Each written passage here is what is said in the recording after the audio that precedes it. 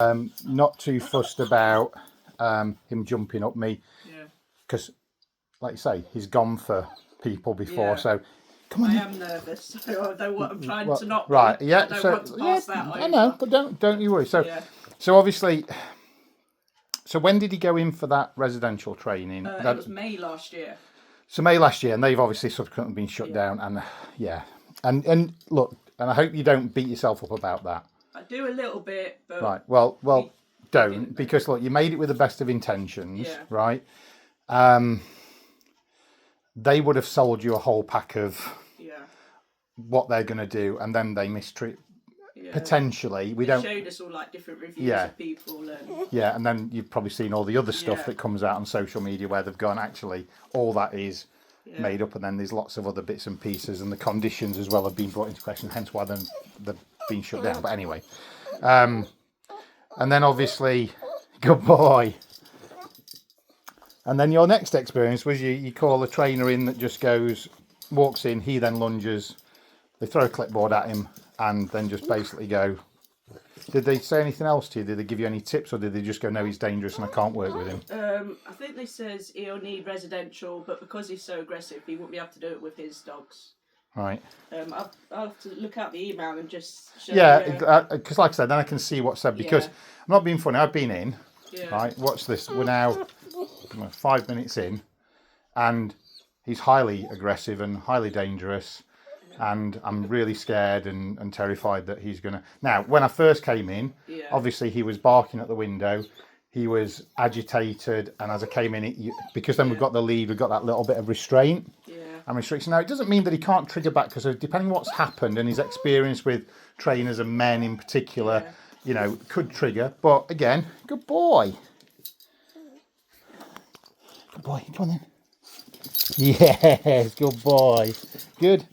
Yes, good boy. Come on in. Yeah, he likes giving kisses. You like giving kisses? Look. Now, am I going to put my face near a dog? And, just for want of better expression, there is on my hand just there, I did get a really severe bite with what was known as a dog that had predatory drift. Right. Where you don't get no warning. They just are like this, then they change and flip and what have you. But you can see, I would not put my head near a dog. So, I'm sorry that a trainer has come in and just I mean, were they only in them for like a minute or so? Yeah, not very long. So literally walked through the door. He stood there and he says, "Right, go on in, let me see him." Let him go.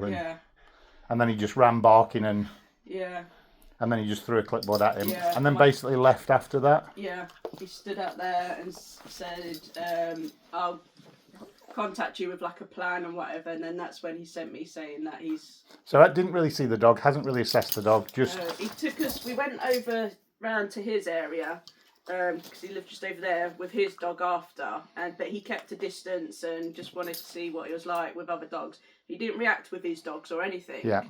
Good boy. Okay.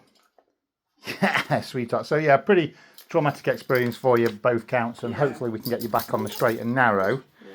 Trying to get you really... Because he's a sweetie. He is. So what we need to understand is, obviously, whatever the trigger was, whether it's come from that residential and they've treated him and it's just made him a bit wary, so now people coming into his area. So if he was in a kennel and they've come in and not been particularly pleasant, then people are coming into his zone is going to be more problematic. So we need to just assess that and make sure that we're saying, well, okay, look, now this is what we want you to do, and this is the procedure that we want you to have.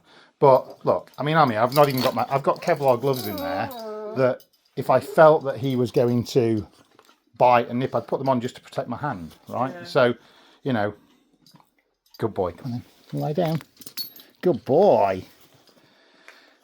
Hey, Lincoln, come on then, this way. And this way. So we've still got the photos and that. We use them to show people, because he had such a big happy smile when he was here last. Yeah, he's awesome. He's awesome. Right then, buddy, time to get started working with you. Good.